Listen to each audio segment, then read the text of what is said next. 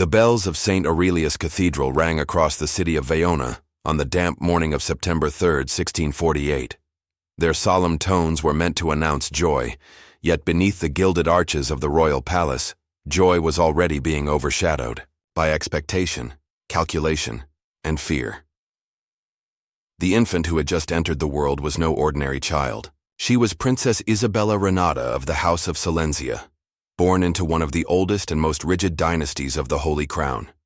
Her arrival was celebrated not for her life, but for the blood that coursed through her fragile veins. The dynasty believed itself chosen by God, sanctified by centuries of intermarriage that had preserved the divine essence of their rule. In truth, their obsession with purity had bred weakness, sickness, and shadows that haunted every newborn cradle. Arimatro, Mother Queen Eleonora, only 20 years of age, lay pale and trembling upon silken sheets. She was both mother and niece to her husband, King Matthias III. Eleonora's face, framed with sweat-soaked curls, bore a beauty both delicate and fragile, but her eyes already carried the look of someone condemned. She knew too well what awaited her daughter, a life mapped out in alliances and rituals, where her body would serve not herself but the empire. King Matthias, graying and 52, stood nearby in his brocade robe, studying his infant with an expression that was neither paternal nor tender. To him, Isabella was not flesh of his flesh, but currency. His empire was crumbling, his armies had suffered humiliating defeats, and his treasury was a hollow shell. But here, in the wails of his daughter, he heard the clinking of gold coins and the scratching of treaties yet to be written.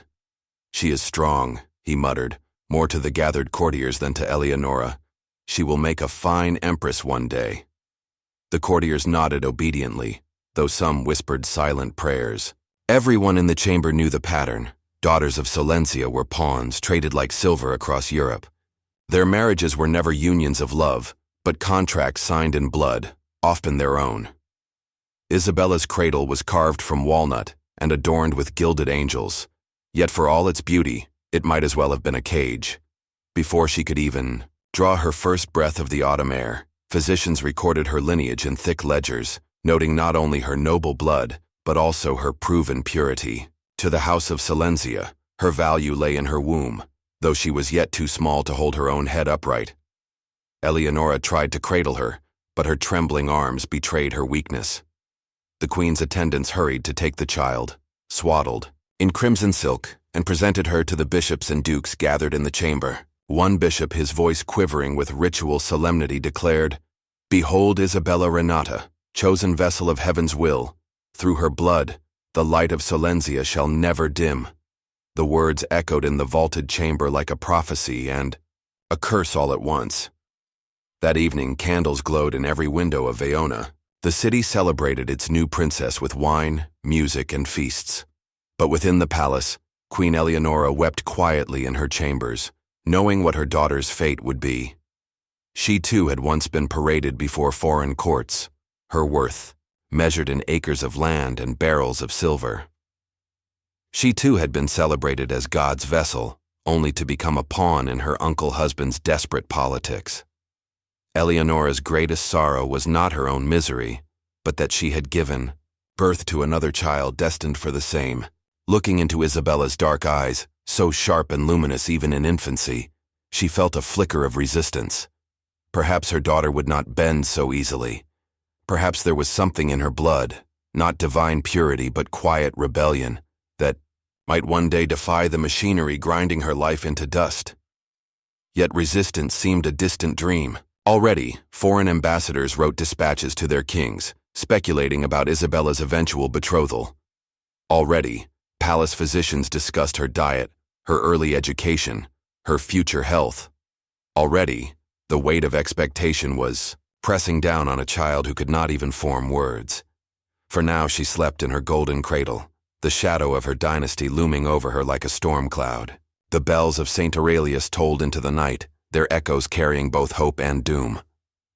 Isabella Renata, Princess of Silesia, had been born into chains woven of silk and scripture, and though none yet knew it, her short, tragic life would come to symbolize the death of a dynasty too blinded by its own obsession to see the humanity of its children.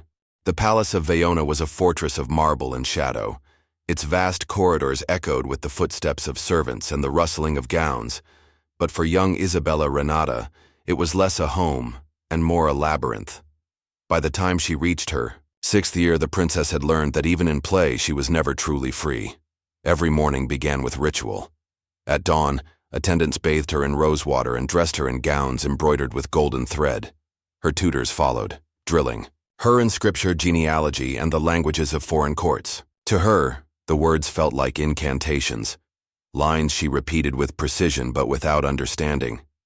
When she stumbled, a stern governess rapped her knuckles lightly, reminding her that a princess of Silesia must not falter. The courtyards of the palace were filled with marble statues of her ancestors. Their stone eyes seemed to watch her as she practiced her curtsies, her small frame dwarfed by their imposing presence. She felt as though those statues were silently judging her, demanding that she carry the unbearable weight of their legacy. Other children played freely in the city below, chasing one another through markets and fields. Isabella, however, played beneath the watch of guards, her toys gilded miniatures of palaces and soldiers, all reminders of the empire she would one day be expected to preserve. Despite the cage around her, Isabella's spirit flickered with curiosity. She would sneak glances from the palace balconies, watching the lives of the common people below. She envied their laughter, the way mothers scooped children into their arms without ceremony or duty. In those moments, she wished she could exchange her crimson silks for a simple wool dress and run barefoot in the mud. Queen Eleonora, though distant at times, tried to soften the harshness of her daughter's life. Late at night, she would visit Isabella's chamber, brushing her daughter's dark hair while telling her quiet stories. Legends of queens who had defied their fates, heroines whose names were now forgotten in official records but lived on, in whispers. "You must remember, my child," Eleonora would say, her voice trembling. "The world will try to own you, but somewhere within, you must keep a peace that belongs only to yourself." Isabella did not fully understand, but she clung to the words. By her 8th year, her future was already being negotiated in letters across Europe. Foreign envoys arrived, their eyes assessing her as though she were a jewel to be appraised. They asked after her health, her education, her appearance. Palace physicians kept meticulous records of her growth, noting the color of her skin, the straightness of her back, the clarity of her eyes. Her value was measured not in laughter or kindness, but in her potential to carry heirs. One afternoon, while Isabella practiced her lute before a small gathering of nobles, she overheard a whispered conversation. "The Archduke of Rhinen seeks a bride. Perhaps the girl will serve. She is but 8. That matters little. Promises are made in childhood, consummated later. The bloodline must endure." Isabella plucked the wrong string, her music faltering. The nobles chuckled, dismissing her mistake, but inside her chest something cracked. For the first time she understood clearly. She was not being raised for herself, but for others. That night, she confronted her mother in hushed tones. "Am I truly just a piece to be moved on a board?" Eleonora's eyes filled with tears, but she could not deny it. She embraced Isabella tightly, whispering, "Yes, but you are more than they will ever see. Do not let them convince you otherwise." Still, the machinery of court life continued its grinding. Isabella's days grew longer, filled with endless lessons on diplomacy, posture, and obedience. Yet her eyes remained bright with an inner fire, a quiet defiance that even her tutors could not extinguish. At night, when she gazed from her window at the stars above Vaiona, she made a secret vow. She would carry her mother's words in her heart like a hidden flame. Even if her body belonged to the dynasty, her soul would not. But the walls of the palace closed in tighter with each passing year, and the gilded cage of her childhood grew heavier. The day would soon come when her secret vows would be tested against the full weight of empire. By the time Isabella Renata reached her 12th year, her life had become a theater of constant performance. Each day was scripted with merciless precision: dawn prayers, lessons in etiquette, hours of study in Latin, Greek, and the languages of foreign courts. Her tutors demanded perfection, for they knew that every gesture, every word, would one day be weighed by foreign kings. The palace halls echoed not with laughter, but with recitations. Isabella sat at long tables, surrounded by scrolls and maps, her small hand guiding a quill across parchment until her fingers ached. She absorbed histories of dynasties long dead, most ending in blood. But she was forbidden to ask why their legacies mattered more than the living people starving in the streets below. Her body, too, was subject to discipline. A corset was introduced to shape her figure, though she was still a child. Servants tightened the laces until she could scarcely breathe. An empress must carry herself with grace, the governess reminded her, unmoved by her tears. She learned to walk with books balanced on her head, to kneel without wrinkling her skirts, to smile even when her ribs burned. Foreign envoys came more frequently now, summoned by King Matthias to witness the girl's progress. They observed her like hawks, noting her posture, her complexion, her manner of speech. Isabella performed flawlessly before them, her dark eyes calm and obedient, but inside she raged. She knew they were not seeing her. They were appraising, a vessel, a womb. One envoy, a silver-bearded man from Rhinen, remarked after a performance of Isabella's lute playing, "Her fingers are nimble. They will cradle airs well." The courtiers chuckled approvingly, but Isabella's cheeks flushed hot with shame. She was 12, and already her womanhood was a public negotiation. In stolen moments, Isabella sought escape. She would retreat to the palace library, a cavern of dust and shadows. There, among forbidden books tucked behind rows of sanctioned texts, she discovered poetry, philosophy, and stories of ancient heroines who had resisted their chains. Her favorite was the tale of Lysandra, a queen who had disguised herself as a man to lead her people in battle. The chronicles claimed she died on the field, but in Isabella's imagination, she lived forever, defiant. Sometimes Isabella would copy lines of poetry into secret notebooks, hiding them beneath loose stones in the floor of her chamber. They became her treasures, words that belonged only to her, invisible to the empire that sought to own her. Yet rebellion could only live in whispers. When her father summoned her to a banquet, she was paraded like a prized falcon before rows of nobles. King Matthias spoke proudly of her learning, her composure, her obedience. Isabella sat still, her face a mask of serenity, though inside she longed to scream. That evening she overheard her parents' conversation. King Matthias's voice was firm, calculating. "The Duke of Lorraine demands her hand when she comes of age. His armies are strong, his coffers full. It will secure our borders." Queen Eleonora's voice trembled. "She is still a child. Let her at least breathe a few more years." "She was not born to breathe. She was born to bind," Matthias replied coldly. Those words pierced Isabella's heart. She had long suspected her fate, but hearing it confirmed made her blood turn to ice.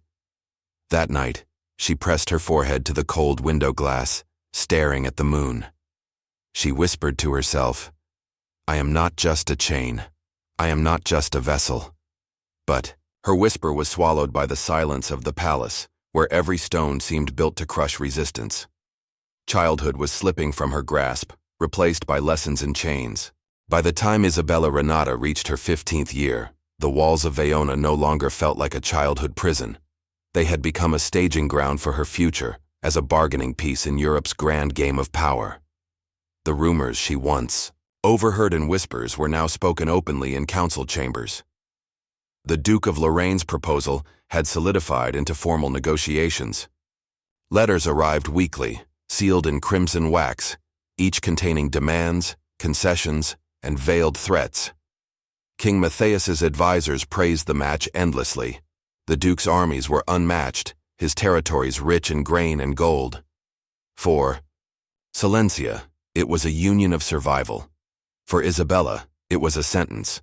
Banquets turned into performances where Isabella was paraded like a jewel. Foreign envoys scrutinized her every move, how gracefully she held a goblet, how smoothly she danced, how effortlessly she smiled. She became fluent in the art of disguising despair, Her face bloomed with the serenity expected of a princess, but beneath her silk gown her hands trembled. The night her betrothal was announced, the great hall was drenched in candlelight. Nobles cheered, goblets clashed, musicians played triumphant melodies. Isabella stood beside her father, her dark hair woven with pearls, her crimson gown glittering with golden embroidery. King Matthias declared her future as if he were announcing a victorious campaign. To bind Silencia to Lorraine, he proclaimed, is to secure peace for generations. Applause thundered. Isabella bowed her head, as duty required, but inside her chest, her heart screamed. She was 15, promised to a man she had never met, a man twice her age, known for his cold ambition. Later that night, Queen Eleonora found her in her chamber, sitting before her mirror with her gown half unlaced. Isabella's reflection showed, not triumph but a girl whose spirit had been drained. "Mother," she whispered, "do they not see that I am still a child?" Eleonora's eyes glistened. She placed her hands on Isabella's shoulders. "They see, my love, but they do not care. To them, you are not a daughter. You are a treaty." Isabella clenched her fists. "Then I will not belong to them." "Not truly." Eleonora kissed her brow. "Hold fast to that thought. It may be all that saves you." In the weeks that followed, preparations consumed the palace. Gowns of exquisite fabrics were commissioned, jewels polished, portraits painted too.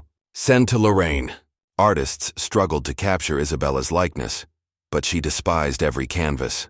Her painted smiles felt like masks, her beauty turned into propaganda.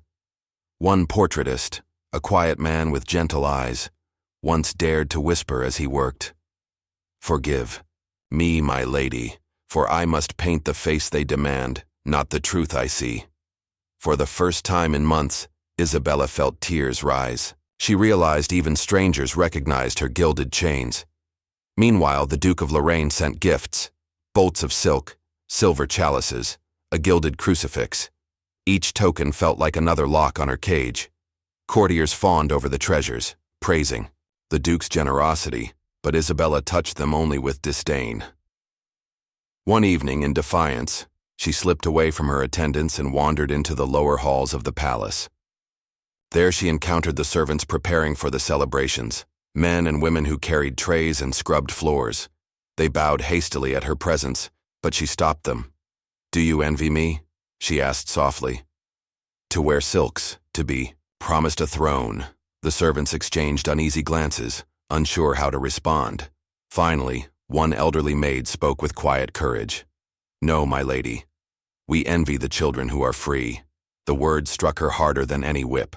For the first time, Isabella realized her captivity was visible to all, even those below her.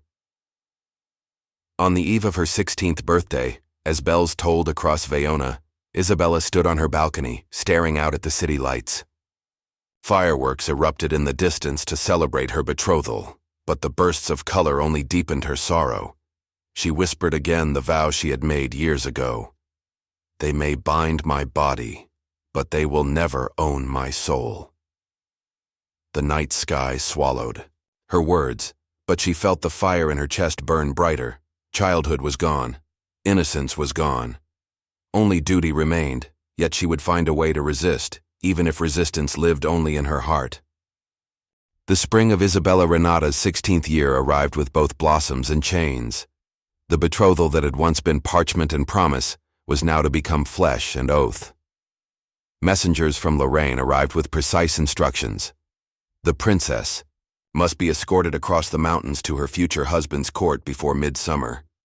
The departure was staged like a triumphal parade. Citizens of Vaiona lined the cobbled streets, cheering as golden carriages rolled through the gates. Musicians played jubilant fanfares, and nobles threw petals before Isabella's path. To them, it was the dawn of peace. To her, it was exile.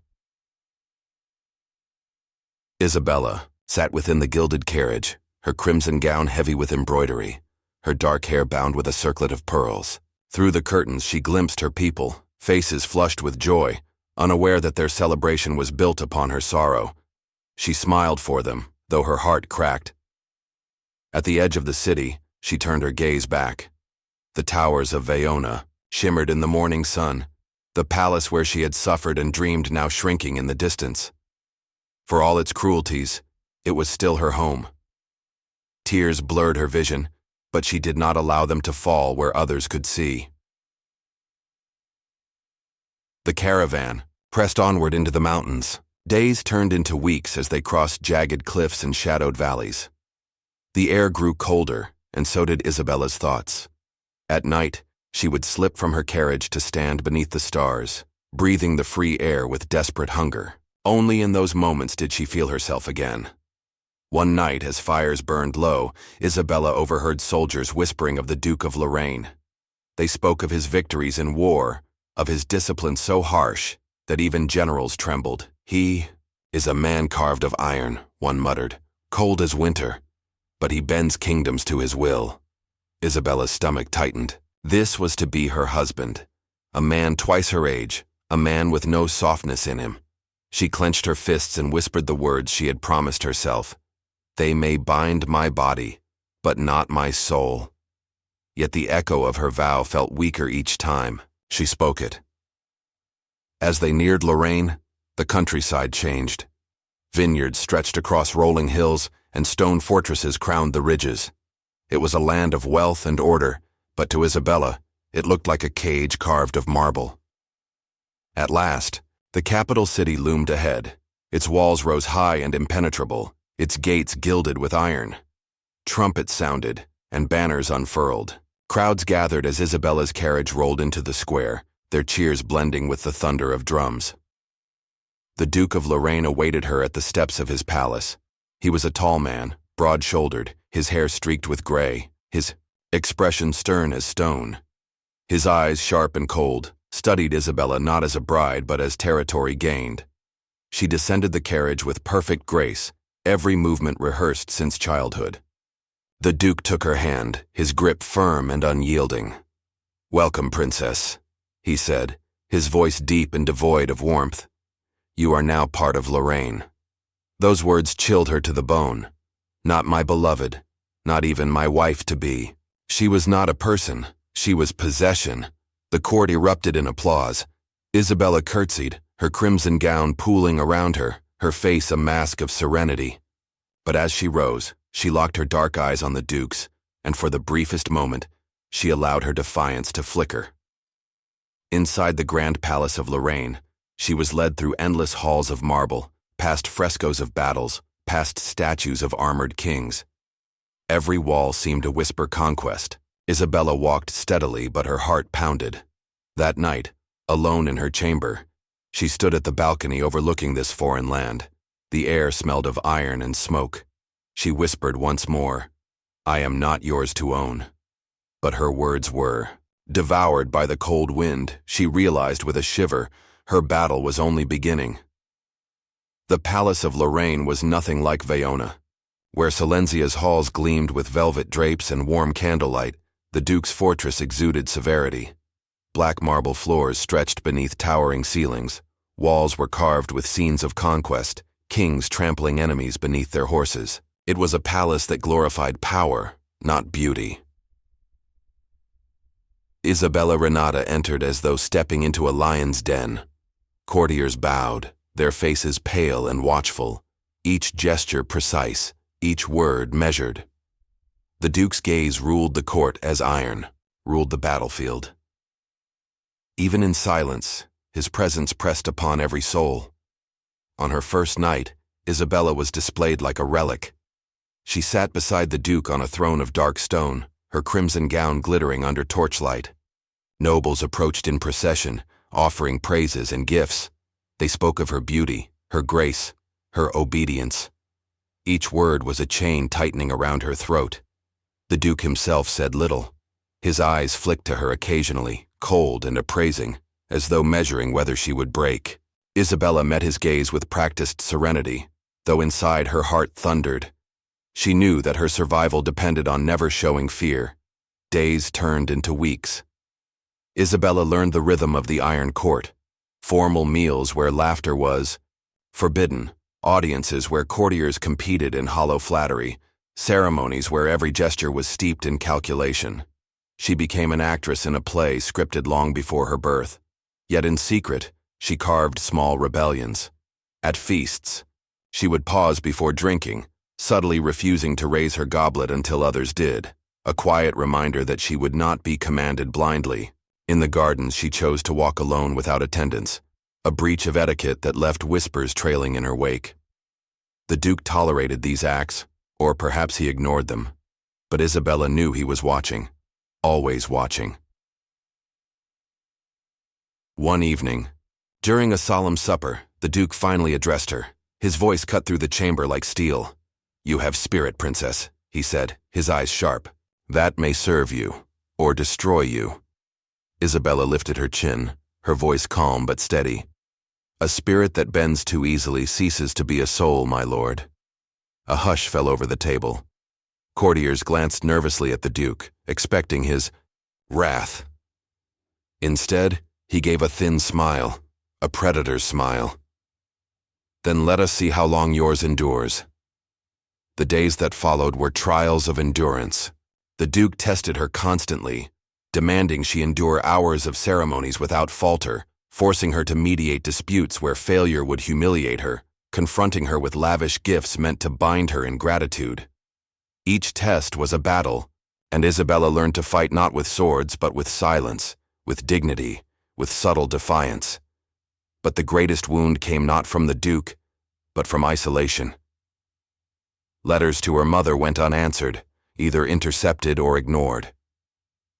The familiar language of Silencia faded from her tongue, as courtiers insisted she speak only in Lorraine's dialect. She was stripped of her homeland piece by piece. At night in her chamber, Isabella pressed her hand against her chest and whispered her vow again. "They may bind my body, but they will never own my soul." Yet each whisper felt fainter, as if her soul itself was being smothered by stone walls. One night she dreamt of Viona, her balcony overlooking the city, her mother's arms around her. She woke with tears staining her pillow. The Iron Court had stolen her sleep as well. Yet amid the darkness, Isabella discovered flickers of resistance. A young maidservant, Alara, risked whispering news from Silencia. Her people still spoke her name, still prayed for her. That small thread of hope became Isabella's lifeline. She realized she was not forgotten. Standing once more on her balcony, overlooking the cold city of Lorraine, Isabella clenched her fists. The Duke might strip her of freedom, but he could not erase her memory. She would endure, she would survive. And one day, she would find her chance to turn survival into victory. The winter of Lorraine crept upon the palace like a suffocating cloak. Snow dusted the iron gates and icy winds howled through the marble halls. The Duke remained unyielding, his rule as harsh as the season itself. For Isabella Renata, the months blurred into a cycle of ceremonies, silences, and suffocated prayers. Yet beneath that silence, something began to stir. Whispers. Servants who dared risk loyalty carried fragments of truth to her chambers. Isabella learned of unrest in Lorraine's villages, of farmers starved by heavy taxation, of soldiers who cursed their Duke under their breath. The Iron Court was not unbreakable. It had cracks, though hidden. Isabella began to weave her quiet revolt. It was not banners and armies, but words and gestures. She spoke gently to servants, offering kindness where the Duke gave only fear. She listened to courtiers who had been ignored, feeding their hunger for recognition. Slowly, she became a beacon in the shadows, a figure of quiet hope. But her defiance was not without risk. One evening during a formal feast, the Duke announced with cruel satisfaction that Isabella would soon be wed to him in ceremony. "The Princess of Silencia," he declared, "shall become the Duchess of Lorraine, and thus our two houses shall be bound forever." The hall erupted in cheers. Isabella's heart constricted. She kept her smile fixed, but beneath the table her hands trembled. Marriage would bind her even more tightly, a gilded chain around her neck. She could not allow her spirit to be extinguished. That night Alara, her maidservant, brought secret news. "Your people pray for you still," she whispered. "They say your strength will bring change." Isabella grasped Alara's hands, her eyes burning with unshed tears. strength, change. The words became her shield. If marriage was inevitable, then she would use it as armor. She would learn to play the Duke's own game. From that moment, Isabella's rebellion shifted. She cloaked her defiance in compliance. At ceremonies, she smiled sweetly, her gaze lowered, in humility. She played the obedient bride-to-be, giving the Duke no reason for suspicion. Yet beneath the mask, she whispered encouragement to those around her, sowing seeds of quiet loyalty. The courtiers began to murmur that the princess carried a rare grace, a dignity untouched by the Duke's iron hand. Some even began to look at her with reverence, as if she were not merely his consort but something greater. One night the Duke confronted her on the balcony, the city below drowned in snow. His eyes burned with suspicion. "You have grown too beloved," he said. "Careful, princess. Love can be more dangerous than hatred." Isabella held his gaze, her face calm as marble. "Then perhaps, my lord, you should fear me." For the first time, she saw a flicker of surprise in his cold eyes, only for a moment, before the mask of iron returned. When he left, Isabella remained alone on the balcony, her breath rising like smoke into the frozen air. Her vow had changed, no longer merely survival, no longer defiance whispered in shadows. Now it was a promise to herself. "I will not be a prisoner forever. I will become the storm that breaks these chains." And so the silent revolt began, not with a clash of swords, but with a princess's unyielding soul, hidden behind a mask of obedience, preparing for the moment when silence would turn to thunder. Spring came to Lorraine with deceptive gentleness. Snow melted from the battlements, flowers returned to the gardens, and the city stirred with the promise of renewal. But beneath that fragile beauty, tensions smoldered like embers beneath ash. Duke prepared for his wedding to Isabella Renata with the arrogance of a conqueror. Invitations were sent to every noble house. Banners were embroidered with both the sigil of Silesia and the Black Eagle of Lorraine. The court buzzed with anticipation. The union was to be the final seal of the Duke's dominion. But Isabella had other designs. Her mask of compliance had served her well. Courtiers now admired her, some even adored her, whispering that she carried a dignity untouchable by cruelty. Servants trusted her, finding in her a rare kindness. Even minor lords, weary of the Duke's tyranny, found themselves drawn to her. Quiet strength, the silent revolt had ripened. On the eve of the wedding, Isabella stood in her chamber, clad in her bridal gown of ivory silk and crimson velvet. Jewels glittered at her throat, heavy as chains. Alara, faithful and trembling, adjusted her veil. "My lady," she whispered, "if you go through with this, I will not," Isabella said, her voice calm, steady. "But I must stand before them, and when I do, they will see not a bride, but a queen." The bells of the cathedral tolled, summoning the court. Torches lined the great nave, shadows dancing across vaulted ceilings. Nobles gathered in anticipation, their breath thick with incense and expectation. The Duke, clad in black and gold, stood at the altar, his smile cruel and certain. Isabella entered. Gasps rippled through the crowd. She walked not as a trembling bride, but as though the cathedral itself bent to her will. Her crimson-trimmed gown blazed under torchlight, her dark eyes lifted high. When the priest spoke the words of union, the Duke seized her hand. "Do you, Isabella Renata of Silesia, bind yourself to me, as wife and subject?" The hall fell silent. Isabella's voice rang clear as a bell. "No." The words struck the chamber like thunder. Murmurs erupted, then gasps, then shouts. The Duke's face darkened with fury. "You dare defy me before my court?" She turned to the gathering of nobles and servants. Her voice soared. "I was sent here as a prisoner, a pawn, but I stand before you now, not as his bride, not as his subject, but as Isabella Renata of Silesia. My spirit is not bound, and neither is yours." The cathedral trembled with cries, some of fear, others of triumph. Those who had suffered under the Duke saw their chance. Servants shouted her name. Lords rose from their seats. Even soldiers hesitated, uncertain whether to obey the tyrant or the woman who had ignited their hope. The Duke drew his sword, his voice thundering, "You will kneel, or you will die." Isabella did not flinch. She lifted her chin, her voice calm as steel. "I would rather die free than live as your prisoner." The words broke the court like a dam bursting. Soldiers surged, nobles scattered, servants screamed. The cathedral dissolved into chaos. Yet through it all, Isabella stood unmoving, her figure illuminated by torchlight like a living icon. The Duke advanced, sword raised. But before his blade could fall, a dozen voices cried out, courtiers, guards, even his own captains. They moved between him and Isabella, blocking his path, his power fractured before his eyes. In that moment, Isabella's vow was fulfilled. She had not raised a sword, yet she had broken the iron court, not with steel, but with spirit. The Duke, raging and desperate, was dragged back by his own men, his cries echoing through the cathedral. The storm had come and it had consumed him. When silence returned, Isabella stood at the altar, her hands steady, her gaze unyielding. She was no longer a pawn, no longer a captive.